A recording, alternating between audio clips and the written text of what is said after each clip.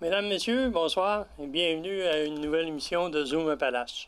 Cette semaine, nous recevons une personne fort intéressante qui fait de la zoothérapie. La zoothérapie, peut-être beaucoup de gens pensent à un animal unique, mais vous allez vous apercevoir au fil de l'émission qu'il y a beaucoup de choses qui touchent la zoothérapie. Alors, je vous présente Madame Magali Thivierge, zoothérapeute. Et sans plus tarder, je vous laisse vous présenter, Madame Thivierge. Bien, bonjour, merci beaucoup de m'accueillir ici. Je m'appelle Magali Thivierge, je suis intervenante en zoothérapie depuis 2 ans. J'ai parti ici mon entreprise en région ici à Thetford. Je dessers pas mal Chaudière-Appalaches. Puis voilà. Quand vous dites Chaudière-Appalaches, vous voulez dire toute la grande région de Chaudière-Appalaches? Je me promène, je vais en Beauce, je vais Ouiden, Garbé, je vais aussi Princeville, Victoriaville. OK, vous avez plusieurs MRC. Oui, je voyage beaucoup. Ben là, présentement... Centre du Québec, le oui, Strie, c'est ça. Je me promène. Oui, je me promène, mais sur des contrats récurrents. Donc, c'est 1 fois par semaine, 1 fois par mois dans certains milieux. On voit déjà que mon chien veut travailler avec vous. Oui, hein? oui. Il s'appelle comment déjà? Il s'appelle Willy. Willy. Oui, c'est mon petit chien de zoothérapie depuis 2 ans. Ça fait 3 ans qu'il fait partie de ma vie. Donc, il y a eu beaucoup d'entraînement derrière le tout. On va peut-être l'appeler par ici. William, viens mon petit cuisse. Viens. Ben, William. Fait que tu veux. Pouvez-vous maintenant expliquer aux gens ce que c'est exactement la zoothérapie? En fait, la zoothérapie, ça a pris différentes formes au cours de l'histoire. On peut parler, entre autres, des gens qui disaient, oui, que la présence animalière apporte des bienfaits chez la personne. On peut parler, entre autres, avoir un chat ou un chien à la maison va créer un sentiment de sécurité, un sentiment d'apaisement, va venir subvenir aux besoins de pallier à la solitude aussi ou à la dépression ou une forme de deuil. Mais la zoothérapie telle qu'elle est aujourd'hui, c'est vraiment un moyen d'intervention, en fait, pour intervenir auprès d'une personne. Donc, moi, dans le fond, ma mission, c'est vraiment d'améliorer la qualité de vie des gens en mettant en contact un animal avec un humain. Je lisais que les objectifs, c'est d'avoir l'estime de soi. Oui. La responsabilisation. Oui, les habiletés sociales aussi. Les simulations des fonctions cognitives, puis des fonctions sensorielles. Bien, tout ce qui touche au niveau, justement, affectif, social, que ce soit au niveau psychologique, physique, puis au niveau cognitif, comme vous l'avez dit. Il y a aussi, avec la zoothérapie, une relation d'aide. Oui, c'est ça. Donc, il y a toujours, dans le fond, une évaluation des besoins du client, que ce soit un groupe, parce qu'on fait du groupe et de l'individuel aussi. Puis, à partir de l'évaluation des besoins, bien là, il va y avoir un plan d'intervention qui va être mis en place pour travailler sur des objectifs en but de développer certaines habiletés chez la personne ou travailler différentes choses. Okay. Si je comprends bien, c'est pas une personne qui vous demande. C'est une personne qui est référée par les services sociaux? Oui, en fait, ça peut être les deux. Ça peut être une personne qui demande à avoir un service, puis ça peut être aussi un service qui est référé par un autre professionnel. Mais les personnes qui demandent pour un service, ça doit être quand même plutôt rare? Je vous dirais que non. Non? Dans le fond, les services, on en parlait justement ce midi, c'est drôle, parce que les services peuvent être, oui, au niveau récréatif, mais oui, au niveau thérapeutique aussi. Fait qu'une personne peut dire, ben moi, je t'approche parce que je vis de la solitude, je veux une certaine motivation, je veux une activité qui va m'apporter des bienfaits. Puis d'autres personnes vont dire, ben nous, on veut vraiment travailler sur des habiletés sociales, développer certaines choses au niveau moteur, au niveau cognitif chez une personne. Fait qu'on voit des deux. Vous pouvez pas arriver avec un animal que vous ramassez comme ça quelque part. Il faut qu'il soit entraîné. Oui. Comme je le disais, ça fait 3 ans que Willy est avec moi, mais ça fait seulement 2 ans qu'il travaille avec moi. Comme Willy était... c'est un bon petit chien, mais Willy, c'est un chien qui jappait beaucoup, qui se sauvait beaucoup aussi. Donc, j'ai eu à travailler énormément son comportement, mais aussi au niveau de son moyen d'entrer en contact avec les gens, parce que ça se fait pas automatiquement comme ça non plus, mais au niveau des choses qu'il peut exécuter avec les personnes qu'il rencontre. Viens ici. Allez, allez. Parce qu'il en sait, là, des choses. Assis. Et le beau, mon petit chien. Wow! Bon chien. Super. Donc, oui, c'est ça. Puis le chien, en fait, il est entraîné, sélectionné, oui. Il y a des chiens que je vais aller chercher, par exemple, que je vais vouloir utiliser en zoothérapie, puis je vais vouloir qu'ils deviennent mes partenaires d'intervention. Et après peut-être 2-3 mois, à force de faire des choses, ben je vais peut-être me rendre compte que ce chien-là, cet animal-là, ne fit pas tout simplement. Ben oui, hein, puis c'est comme nous, hein. Des fois, on n'est pas... moi, je pourrais pas être, je sais pas, policière ou c'est pas quelque chose qui viendrait de soi, ben les animaux non plus. Fait que ça, il faut vraiment apprendre, puis c'est vraiment au niveau de la relation également avec eux autres. Si un chien, il aime pas ça se faire cajoler, aime pas ça aller vers les gens, aime pas ça se promener en auto, aime pas ça visiter différents milieux, parce que c'est ça qu'on fait. Tous les jours, on se promène, on rentre voir les gens. Donc, si le chien, ça y tente pas, là, en premier, ben c'est peut-être pas un chien que je vais prendre pour faire de la zoothérapie. Ouais. Ça peut arriver que Willy arrive à quelque part et qu'il n'aime pas la personne? Oui, ça se peut. Assis. Au niveau de la relation entre l'humain et l'animal, ça peut arriver aussi. C'est là qu'il est le fun en zoothérapie de faire des parallèles. C'est là que mon rôle d'intervenante arrive puis vient jouer dans la balance. Parce que des fois, c'est des comportements que le chien va aborder, il va ressentir des fois au niveau de la personne. Fait que c'est là que moi, je vais tout arriver puis travailler l'envers du décor avec la personne au niveau de toi, comment tu te sens quand les gens ils sont comme ça? Ou toi, est-ce que tu agis comme ça parfois? Est-ce que tu es réticent au niveau de la bulle chez les enfants aussi?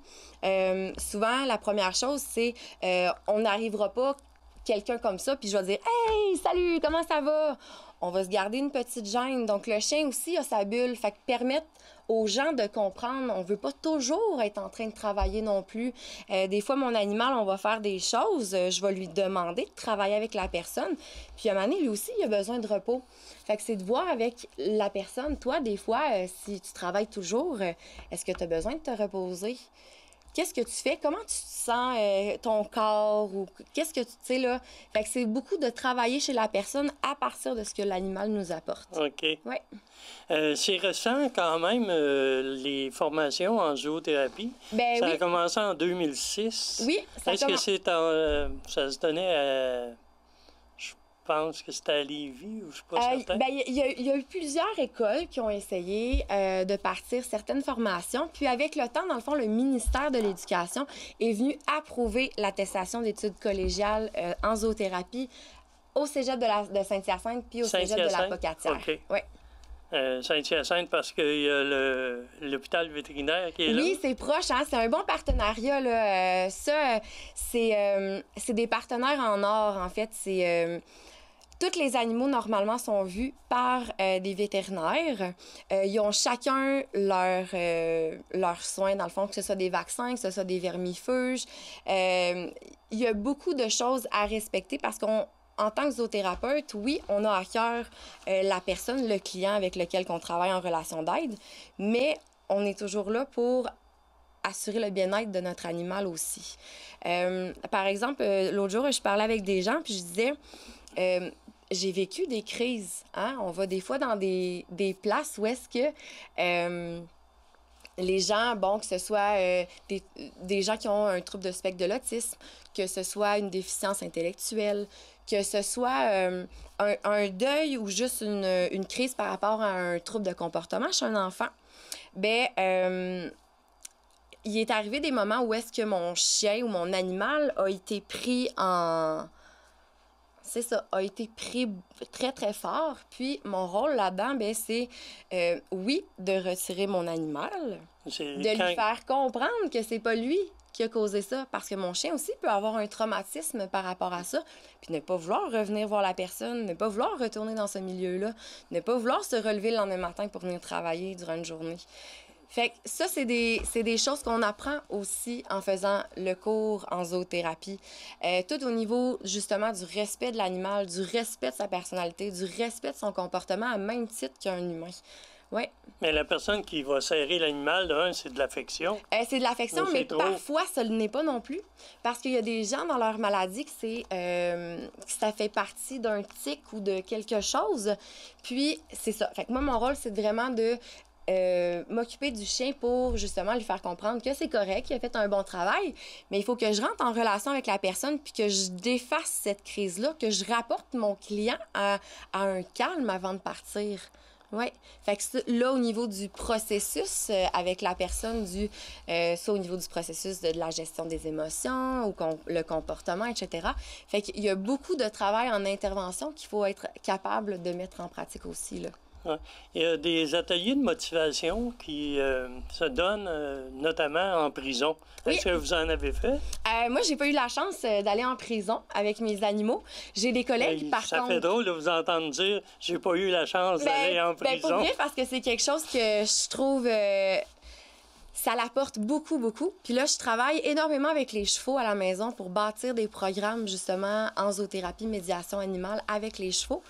Justement, pour ceux qui ont de la difficulté au niveau de la réinsertion sociale, au niveau, justement, du contact avec un être humain. Des fois, au niveau de la douceur, on est plus féroce, on a de la misère avec nos émotions, notre comportement, etc. Puis, oui, ça, c'est quelque chose qui m'attirait beaucoup, les prisons, à dire... c'est des gens... des fois, qui ont un gros vécu, un gros passé. Puis l'animal va être là en tant que, comme je disais, je l'appelle toujours mon partenaire d'intervention, parce que lui, il va jouer un rôle, des fois, que même moi, je suis pas capable de jouer.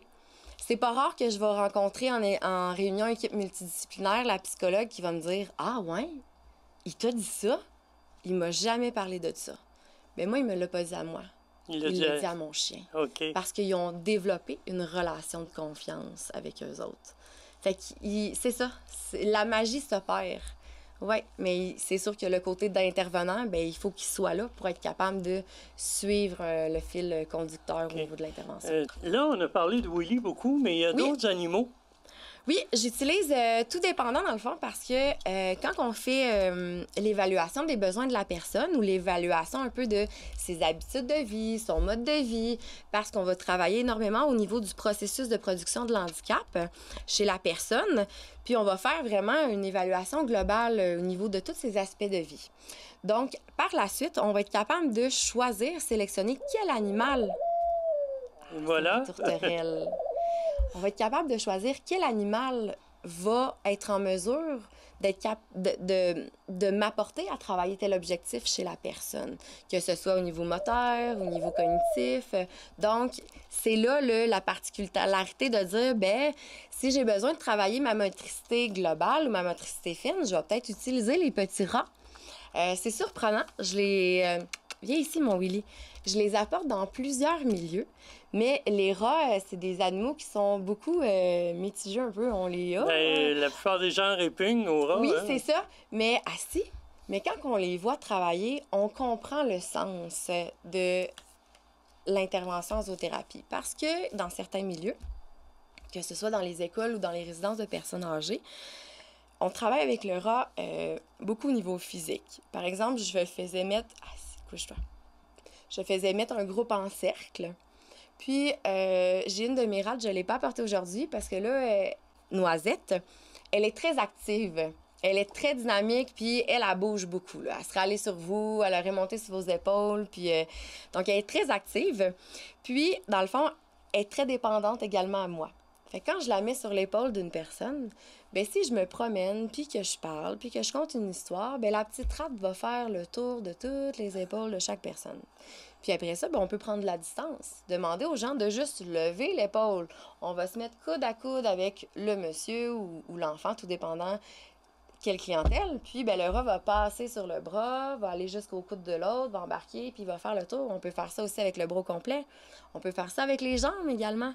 Fait qu'il y a vraiment beaucoup de choses qu'on peut faire. Il faut juste de l'imagination pour être capable de le mettre en application avec l'animal.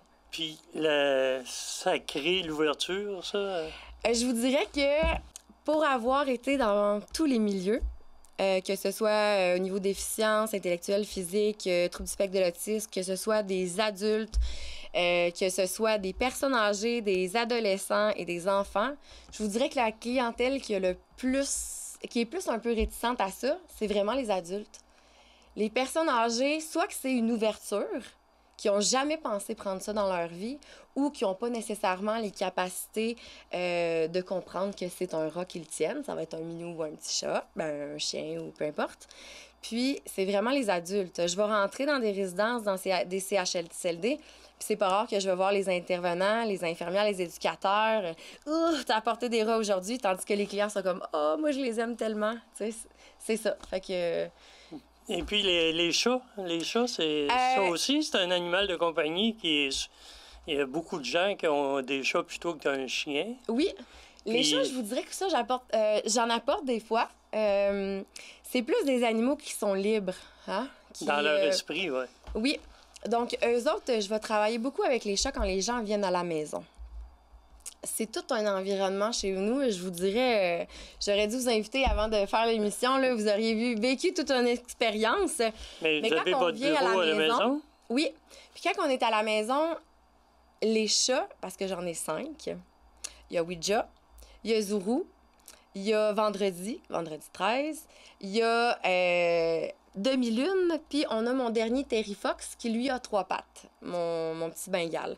Puis chaque animal, que ce soit les chats ou les animaux avec lesquels je travaille, ils ont tous une histoire particulière. C'est soit des animaux qui ont été rejetés, abandonnés, que les gens y arrivaient une situation X, puis que je les ai pris sur mon aile, puis que j'ai dit, ben on va apprendre à travailler ensemble, puis ou que je les retrouve à une autre maison, là. Mais ils ont chacun leur petite histoire, puis encore le fait de venir trouver l'animal qui a peut-être une histoire semblable avec le client, qui a des beaux parallèles à faire au niveau du développement de soi, au niveau de la personne, au niveau d'améliorer quelque chose ou une ouverture sur certains sujets parfois, là, ça va être des bons partenaires pour ça. Là. Mais alors, c'est des gens qui vous sont référés, ça, pour qu'ils aillent chez vous? Oui, j'ai des gens. Là... Ben, il y a des gens, comme mettons, là, présentement, avec le contexte du COVID, moi, je ne vais plus nécessairement vers les gens, mais les gens peuvent venir à la maison.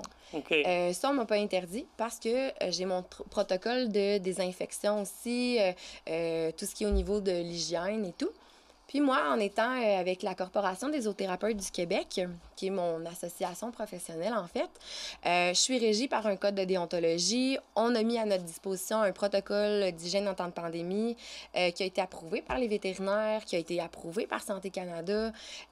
Donc, c'est ça. On met en place des choses à respecter de notre côté. Puis on est capable, moi j'ai la chance d'avoir beaucoup d'animaux, puis être capable de faire une rotation aussi à travers tout ça. Présentement, c'est seulement que chez vous que ça se passe? J'ai continué à faire des interventions en télécommunication, par Internet, là, par l'ordinateur. Mais je vous dirais que j'accueille beaucoup plus que je vais vers les gens en temps de pandémie pour l'instant. Quand c'est une communication par Internet comme ça, est-ce que l'effet doit être beaucoup amoindri?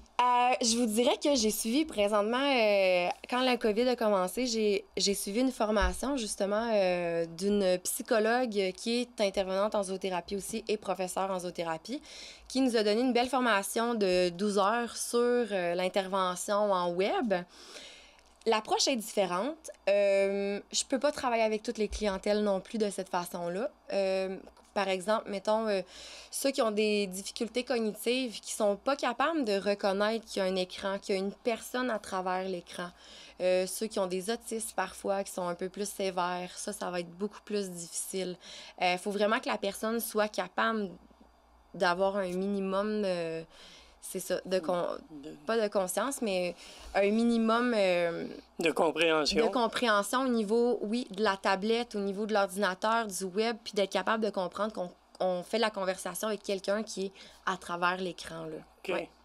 Mais il y a beaucoup d'interventions qui restent le même, là. Dans le sens que, même si c'était ce matin, là, j'ai fait un appel téléphonique, un suivi avec une de mes clientes régulières que là, on ne voit plus à cause du COVID, mais je me suis dit que j'allais la téléphoner une fois par semaine pendant au moins une demi-heure pour faire, moi, mon suivi. Puis, même si mon animal n'est pas là puis qu'elle le voit pas, ben elle lui parlait. J'espère qu'il va bien. Puis là, je lui disais que je le flattais. Puis là, il l'écoutait parce qu'il avait les petites oreilles dans les airs. Puis là, il écoutait sa voix. Puis là, je m'ennuie beaucoup de lui, je le flatterais. Je suis en train de le flatter. Qu'est-ce que vous feriez aussi? J'y donnerais des bisous. Fait que, tu sais, on est tout encore dans l'affection, la relation qu'ils portent à cet animal-là, puis qui sont des fois, parfois, leur seule petite chose durant la semaine.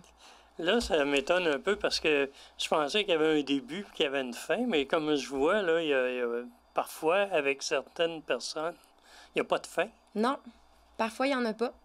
Je vous dirais qu'il y en a parfois quand je fais du soin palliatif. Ça l'arrive parfois. C'est un tout autre... c'est une toute autre sorte d'intervention. Je vous dirais, je suis en train de faire beaucoup de formations aussi au niveau de l'énergie, du Reiki. Puis, j'essaie d'insérer beaucoup en soins palliatifs la zoothérapie, le Reiki. Puis, c'est tout au niveau également du contexte avec la famille, hein, de faire entrer les gens en relation avec la personne, parfois, qui est inconsciente, le processus de deuil, le processus au niveau des émotions, on vit la colère, la tristesse, de peut-être faire des derniers témoignages, tout ça, on le vit ensemble. Fait que oui, il y a une fin là.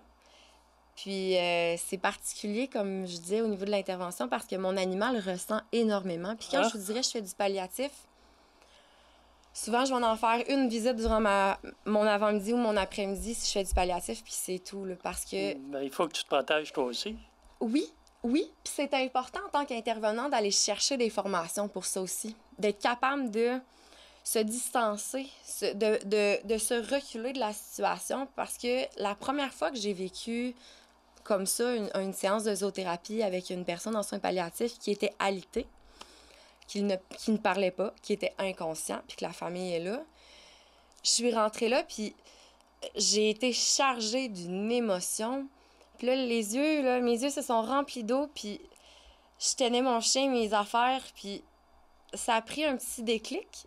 Puis là, j'ai respiré en me disant « Hey, c'est toi l'intervenante, c'est toi qui apporte du bien ici aujourd'hui, là. » Tu sais, fait que... Puis on est rentré là, puis mon chien, c'est magique parce qu'ils ressentent. Ils vont se coucher sur la personne. Ils vont parfois donner de leur 100%. Puis quand je sors en intervention, que ce soit du groupe, que ce soit de l'individuel, puis que ce soit dans n'importe quel milieu, mon chien, il a son moment qui va être tranquille, qui a besoin de repos. Parce que ça lui demande énormément d'énergie à lui aussi, puis énormément de concentration quand il a à faire des choses comme ça. Fait que mon chien, je vous dirais, je l'utilise pas 24 heures sur 24, 7 jours sur 7. Il y a un horaire. OK. Ouais. Ça le protège lui aussi. Oui, c'est ça. Puis au niveau de la protection, là, au niveau justement de se créer une barrière en tant qu'intervenant, c'est ça. Je suis allée me chercher beaucoup de formation là-dessus avec des psychoéducateurs, puis des psychologues. C'est important aussi. Oui, vraiment. Puis pouvoir aider des fois la famille à se distancer d'une situation parce qu'on contrôle pas tout. Oui. Il y a 90% de la réaction qu'on va avoir envers le 10% des choses qu'on ne contrôle pas. Ouais. Notre émission tire à la fin. Déjà? Oui, déjà. Est-ce que vous avez des choses, des choses à dire ou vous présenter en fait, carte d'affaires, peu importe? Ma carte d'affaires, je ne l'ai pas dans mes poches, mais je fais vraiment beaucoup de choses. Présentement, là, c'est ça, on offre des programmes d'équimotricité au niveau du développement psychomoteur chez l'enfant. Je vous dirais que la zoothérapie peut être utile pour beaucoup, beaucoup de choses. Et je vous dirais que pour parler avec d'autres professionnels, je suis pas très dispendieuse. Bon. Ouais, c'est pas pire, hein? Mais oui, c'est ça. Des fois, on a peur, tu sais. On sait pas c'est quoi. Puis des fois, on a peur de se laisser aller aussi. Puis il faut pas. Ouais. Dans la on peut vous rejoindre à quel endroit? J'ai un Facebook. OK. À votre nom? L'empreinte du bonheur. Ça, c'est le nom de... C'est le nom de mon entreprise, en fait. Oui, Zoothérapie, l'empreinte du bonheur. J'ai fait aussi des capsules vidéo en lien avec, les enfants beaucoup, gestion de la colère, gestion des émotions, au niveau de la méditation avec les animaux, etc. J'ai un site Internet également, puis il y a toujours possibilité de me rejoindre. Toutes mes informations, courriel, numéro de téléphone, tout est là. D'accord. Alors, un immense merci. Ça éclaire probablement beaucoup, beaucoup de gens. Mesdames, Messieurs, vous avez l'occasion, si jamais vous en avez le besoin, d'avoir recours à Magali pour une zoothérapie qui a fait ses preuves. Alors, merci beaucoup et à la semaine prochaine.